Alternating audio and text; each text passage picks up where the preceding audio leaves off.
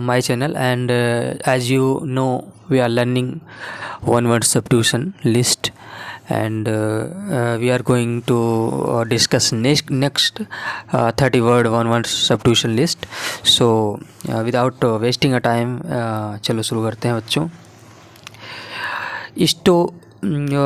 पहला है स्टोसिज्म। स्टोसिज्म मतलब होता है वैराग्य। The fact of not explaining showing what you are feeling when you are suffering. मतलब कि एक तरीके से कह सकते हैं कि आप दिखावा नहीं करते हैं कि किस दौर से आप गुजर रहे हैं, एकदम वैराग्य की तरह रहते हैं जैसे, तो उसे स्टोइसिज्म बोलते हैं। अपनी फीलिंग को व्यक्त ना करना, मतलब कि एकदम न्यूट्रल रहना हर एक की स्थिति में, तो उसे वैराग्य बोलते हैं। और थीस्ट मतलब होता है one person who is in the experience of God. ऐसा व्यक्ति जो आस्तिक है, मतलब कि a person who believes is existence, मतलब जिसकी एग्जिस्टेंस ऑफ गॉड, मतलब कि वो भगवान के बारे में मतलब ऐसा कहता है कि भगवान है ही नहीं, सॉरी है, मतलब वो मतलब मानता है, वो आस्तिक है। एक होता है एथीस्ट। एथीस्ट मतलब होता है कि नास्तिक, जो भगवान के बारे में नहीं मानता। थीस्ट मतलब आस्तिक, जो भगवान के बारे में मानता है। अ person who believes in God, एक व्यक्ति जो भगवान के बारे में उनके बारे में ऐसा सोचता है कि भगवान है। यूनिवर्सल मतलब होता है सार्वभौमिक, मतलब कि जो मतलब सब पर लागू हो। डन बाय और involving all the people in the world और इन अ पर्टिकुलर ग्रुप, तो उसे क्या बोलते हैं? सार्वभौमिक बोलते हैं। यूनिवर्सल सार्वभौमिक, जो सब पर लागू हो। वर्सटाइल मतलब होता है कि बहुमुखी प्रतिभा वाला, तो able to do many things, ऐसा व्यक्ति जो कई चीज़ें कर सकता है एक साथ, उसे बहुमुखी बोल सकते हैं। And next is zoology. Zoology मतलब होता है कि जैसे जंतु विज्ञान, मतलब कि जिसमें जंतुओं के बारे में अध्ययन किया जाता है, उसे जूलॉजी बोलते हैं। अबडक्ट मतलब होता है अपहरण करना, मतलब to take somebody away illegally especially using force, मतलब कि किसी को, मतलब कि अपने मतलब मजबूरन उसे वो जाना नहीं चाहता, आप उसको किडनैप कर लेते हो, आप उसी को बोलते हैं एबडक्ट करना। ठीक है। एब्सोल्यूट मतलब होता है कि पूर्ण, मतलब कि जैसे one person he who is perfect, complete, free from imperfection, मतलब ऐसा व्यक्ति जो पूर्ण है, खुद में पूर्ण है, मतलब कि अपनी स्किल में वो पूरी तरीके से दक्ष है, तो उसे एब्सोल्यूट बोलते हैं। एक्विट मतलब होता है कि बरी कर देना, मतलब छोड़ देना। तो to decide and state officially in court that somebody is not guilty of crime, मतलब कि मतलब जब वहाँ से उसे पता चल जाता है कि कोर्ट में कि वो मतलब कि कोई गलत काम नहीं किया है, तो उसको बरी कर दिया जाता है, एक्विट कर दिया जाता है, तो उसे बरी करना बोलते हैं। एक्रोफोबिया मतलब होता है, फोबिया मतलब डर होता है। एक्रो मतलब कि जैसे हाइट, जिसको हाइट से बहुत डर लगता है, जो ऊंचाई पर जाने से डरता है, तो उसे बोलते हैं एक्रोफोबिया। और नेक्स्ट है एक्चुरी मतलब होता है कि जैसे कि कोई व्यक्ति अगर जैसे कोई कंपनी बीमा ऑफ़र करती है, तो उसको मतलब कि मैनेज करने वाला, कि हाँ ये इसमें ये चीज़ें हैं, इसमें आपको ये लाभ मिलेंगे, एक तरीके से बीमा करने वाला आप व्यक्ति बोल सकते हो उसको, तो या मुंशी बोल सकते हो। तो someone versed in the collection and interpretation of numerical data, especially someone who uses static to calculate insurance premiums। so मतलब कि इसका मतलब यही हुआ कि जैसे कि कोई है, वो अपना मतलब कि इंश्योरेंस से कोई कराया, तो उसको देखभाल करने वाला, उसका स्टैटिक्स कैसा है, उसकी मतलब ये गणना करना कि हाँ ये इतना हुआ, ये आपको इतने दिन बाद इतने मिलेंगे, तो उसे बोलते हैं एक तरीके से बीमा करने वाला व्यक्ति आप बोल सकते हो। नेक्स्ट है एडिक्ट। एडिक्ट मतलब होता है लती, नशेबाज। A person who is very interested in something and spend a lot of his free time in it. मतलब कि एक व्यक्ति जो किसी चीज़ में बहुत ही इंटरेस्ट रखता है, तो ये किसी चीज़ के बारे में हो सकता है, नशा हो सकता है, कोई काम हो सकता है, तो उसे बोलते हैं नशे लती या नशेबाज व्यक्ति। तो a person who is unable to stop taking harmful drugs. ये भी हो सकता है कि जो कोई ड्रग ले रहा है, ऐसी ड्रग ले रहा है जो उसके लिए हार्मफुल है। जैसे कई सारी ड्रग्स आती हैं, तो उसको अगर कंज्यूम कर रहा है तो उसको भी लती या नशेबाज बोल सकते हैं। और कोई काम में जैसे कोई काम बहुत ही ज़्यादा करता है तो उसको भी लती बोल सकते हैं, क्योंकि उसको काम की लत है। तो दोनों हो सकते हैं इसमें। एडोलसेंस मतलब होता है कि किशोर है वो, मतलब कि अभी बहुत मैच्योर नहीं हुए हैं। In a process of developing from child into an adult. तो सो मतलब कि इसका मतलब ये हो गया कि जो अभी डेवलप हो रहा है, मतलब कि अभी किशोरावस्था से वो जा रहा है युवा, मतलब कि आप कह सकते हैं कि वयस्क बनने जा रहा है, तो उसे एडोलसेंस बोल सकते हैं। In the process of developing from a child, बच्चे से जो वो एडल्ट बनने जाना है, मतलब वो बच्चा है, वो प्रोसेस जो होता है वो उसको क्या बोलते हैं, किशोर। एरियल मतलब होता है ग्रोइंग, एग्जिस्टिंग इन एयर। ऐसा चीज़ जो पाया जाता है इन एयर, उसे एरियल बोलते हैं। एग्नोस्टिक मतलब होता है कि a person who doubt truth of religion. मतलब कि ऐसा व्यक्ति जो ईश्वर के बारे में संशयवादी है, कि मतलब ईश्वर है कि नहीं है, उसको मतलब कि उसमें संशय रहता है, कभी सोचेगा है, कभी सोचेगा नहीं है, तो उसे बोलते हैं एग्नोस्टिक बोलते हैं। तो नेक्स्ट है एलिमोनी। एलिमोनी मतलब जैसे होता है कि निर्वाह निधि, इसे बोल सकते हैं। The money that court order somebody to pay regularly to his former wife husband when the marriage is ended. तो मतलब कि आप जैसे एक तरीके से ये बोल सकते हैं एलिमनी को, कि जैसे तलाक के बाद पति या पत्नी को कानून दिया जाने वाला धन या गुजारा भत्ता, तो उसे आप निर्वाह निधि बोल सकते हो। ठीक है। तो नेक्स्ट है बच्चों एलिगोरी। एलिगोरी मतलब होता है कि जैसे नीति कथा बोल सकते हो, प्रतीक कथा बोल सकते हो। आई स्टोरी एक कहानी, प्ले नाटक, पिक्चर मतलब एक दृश्य मतलब फ़ोटो बोल सकते हो, ETC एक्सेट्रा आदि। इन ईच कैरेक्टर, प्रत्येक कैरेक्टर में, प्रत्येक जो कैरेक्टर होता है, इवेंट होता है, is a symbol of representing the idea, a quality. वो जो अपना आइडिया होता है वो प्रेजेंट करता है, एंड क्वालिटी, वो क्वालिटी को प्रेजेंट करता है। Such as truth, evil, death, जैसे सत्य, एविल मतलब बहुत ख़राब, डेथ मतलब मरणोपरांत। तो मतलब उसमें ये सारी चीज़ें मिक्स रहती हैं। कोई नाटक हो सकता है तो उसमें ये सारी चीज़ें जो करने की क्रिया होती है उसे नीति कथा बोलते हैं, एलिगोरी बोलते हैं। ठीक है।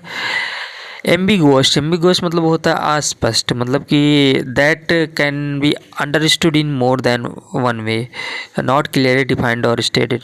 मतलब अस्पष्ट होता है, इसके लिए एक मेन वर्ड होता है अस्पष्ट। मतलब एम्बिगुअस मतलब कि जो अस्पष्ट ना हो। तो एम्बीवर्ट मतलब उभयमुखी आप बोल सकते हो, या आप बोल सकते हो कि a person who has a balance of extrovert and introvert feature in their personality. मतलब उसके अंदर दोनों है। इंट्रोवर्ट मतलब बाहर की खुद में भी रहता है, मतलब कि अपने में ही भी रहता है, और बाहर की चीज़ों को भी दो वर्ड आए हैं, इंट्रोवर्ट एंड एक्सट्रोवर्ट। इंट्रोवर्ट मतलब होता है ऐसा व्यक्ति जो मतलब किसी से ज़्यादा बातचीत नहीं करता। एक्सट्रोवर्ट मतलब होता है वो जो बहुत सबसे बातचीत लगातार बराबर करता है, बाहर जाता है, घूमता है, तो उसे एक्सट्रोवर्ट बोलते हैं। तो इन दोनों चीज़ों में जो बैलेंस रखता है, मतलब न ज़्यादा एक्सट्रोवर्ट है न ज़्यादा इंट्रोवर्ट है, उसे उभयमुखी बोल सकते हैं। ठीक है। तो आगे है अमोरल। अमोरल मतलब होता है नैतिक, अनैतिक, नीतिहीन, मतलब कि not following any moral rules and not caring about right और रॉन्ग, मतलब कि वो केयर नहीं करता कि क्या सही है क्या गलत है, बस वो करता रहता है अपने मन का। तो उसे अनैतिक मतलब बोल सकते हो कि अनैतिक बोल सकते हो, नीतिहीन बोल सकते हो।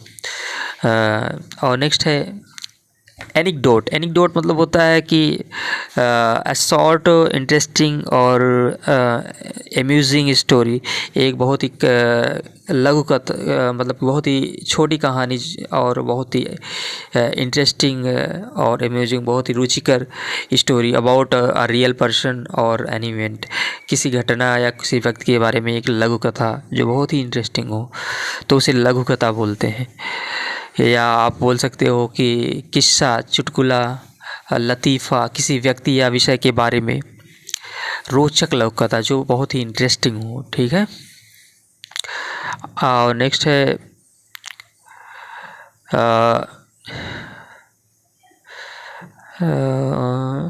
हाँ, नेक्स्ट है 231 एनोनिमस। एनोनिमस मतलब होता है गुमनाम, with name that is not known, that is not made public. ऐसा व्यक्ति जो मतलब कि गुमनाम है, मतलब कि उसका कोई नाम पता ठिकाना कुछ नहीं है, तो उसे एनोनिमस बोलते हैं।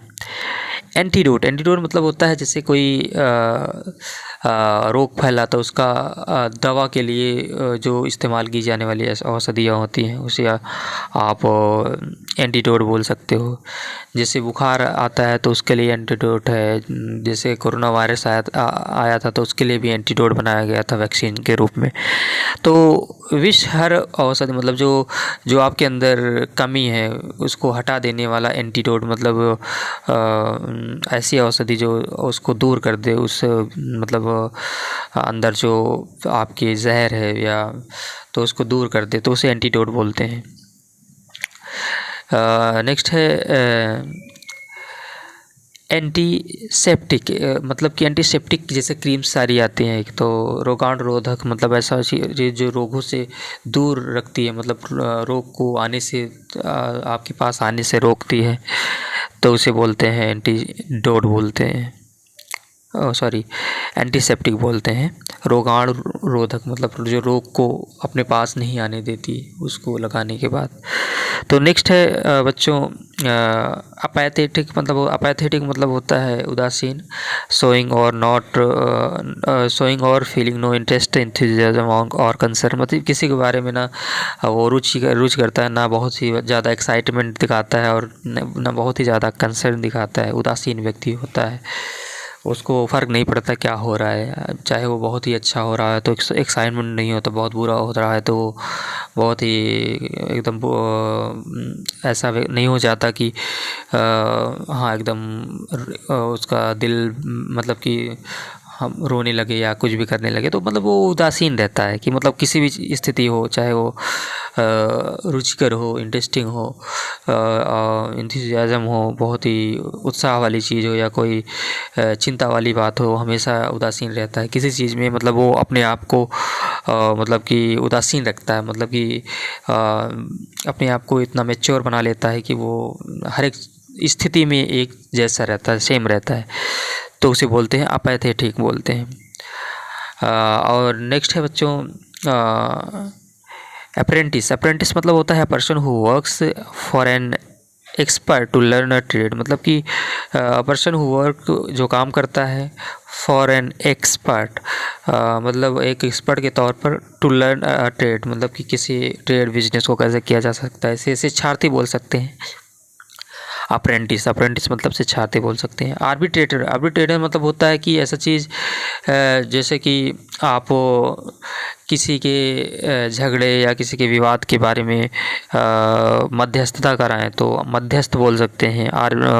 मतलब कि आर्बिट्रेटर मतलब जो पंच होते हैं वो मध्यस्थ होते हैं ना, दोनों में, जैसे मान लो दो पार्टी है, दोनों में विवाद चल रहा है तो तो पंचायत होती है तो उसमें जो व्यक्ति शामिल होते हैं वो उसको पंच बोलते हैं। तो a person who is chosen to settle a disagreement, मतलब कि जो असहमति है उसको सेटल करने के लिए, मतलब उसको उन दोनों में, मतलब कि एक तरीके से कह सकते हैं आपकी विवाद को सुलझाने का काम करता है, तो उसे बोलते हैं आर्बिट्रेटर बोलते हैं। आर्कियोलॉजिस्ट मतलब जो पुरातत्व वेदता, मतलब कि ऐसा व्यक्ति जो पुरानी चीज़ों, मतलब कि जैसे कि जानने वाला, मतलब जैसे बहुत सारी पुरानी चीज़ें हैं, जैसे हिस्ट्री में बहुत सारी पुरानी चीज़ें, बहुत सारी चीज़ें घटित हुई हुई हैं, उसको मतलब कि उसके कल्चर के बारे में, उसके मतलब कि हिस्ट्री के बारे में जानकार हो, उसे आर्कियोलॉजिस्ट बोलते हैं। जैसे कि इसमें दिया है पर्सन हु स्टडीज़ कल्चर्स, जो कल्चर के बारे में पढ़ता है, आप पास्ट भूतकाल में जो हो चुका है उसके बारे में पढ़ता है। आप period of history by explaining the remains of buildings, जैसे कोई बिल्डिंग क्षतिग्रस्त है, बहुत पुरानी है, उसके बारे में एक्सप्लेन करता है। Objects found in the ground, जो कोई भी मतलब वस्तु पाई गई है ग्राउंड में, तो उसके बारे में अच्छा वेदता जानने वाला, तो उसे बोलते हैं पुरातत्व विज्ञानी, आप बोल सकते हैं पुरातत्व वैज्ञानिक, आर्कियोलॉजिस्ट। आर्टिकुलेट मतलब होता है कि जैसे कि आप बोल सकते हो अच्छा वक्ता बोल सकते हो। जैसे कि articulate good at expressing ideas, मतलब कि वो उसको ज्ञान तो बहुत है और वो उसको व्यक्त करने में भी बहुत अच्छा है, मतलब अच्छे से अपने आप को व्यक्त करता है। फीलिंग क्लियरली इन वर्ड्स, मतलब कि अपना वर्ड एकदम क्लियर रखता है, एकदम स्पष्ट रखता है। तो मतलब कि उसके मतलब कि उसको बोल सकते हो आप जैसे कि आर्टिकुलेट बोल सकते हो, मतलब कि वो बहुत ही अच्छा है अपनी बातों को रखने में, उस दूसरों को समझाने में। आर्टिस्ट मतलब होता है कलाकार। कलाकार जैसे कि कोई मूवी या कोई प्रोग्राम है उसमें काम करने वाला, तो उसको कलाकार बोल सकते हैं। अ person who creates work of art, painting, drawing, जैसे पेंटिंग या ड्राइंग कला, या पेंटिंग जिसे बनाता है, कई सारी स्ट्रीट पे, मतलब कि कोई पेंटिंग बना के बेचता है, तो उसको कलाकार उसको भी बोल सकते हैं। तो कोई भी जो अपने अंदर का हुनर को दिखाता है उसे हुनर को किसी चीज़ के अपना प्रोफेशन बना लेता है, तो उसी को बोलते हैं आर्टिस्ट, कलाकार बोलते हैं। नेक्स्ट है एवरिस। एवरिस मतलब होता है कि लोभ, लोभ होता है या लालच होता है। Extreme desire of for wealth, मतलब जिसको बहुत ही ज़्यादा डिज़ायर होता है, इच्छा होता है लोभ का, लालच का, तो मतलब कि पैसे के बारे में सोचता रहता है हमेशा, के अपने फ़ायदे के बारे में सोचता रहता है, तो उसे बोलते हैं कि एवरिस, एवरिस बोलते हैं उसे, लोभ। ठीक है, तो we have completed the 31 words of question list, so we'll, I think, sorry, you have found it worth, and see you in the next video. Till now, till then, thank you for watching and giving your precious time to me, and God bless you, and keep learning and keep growing, and that's all, and see you in the next video.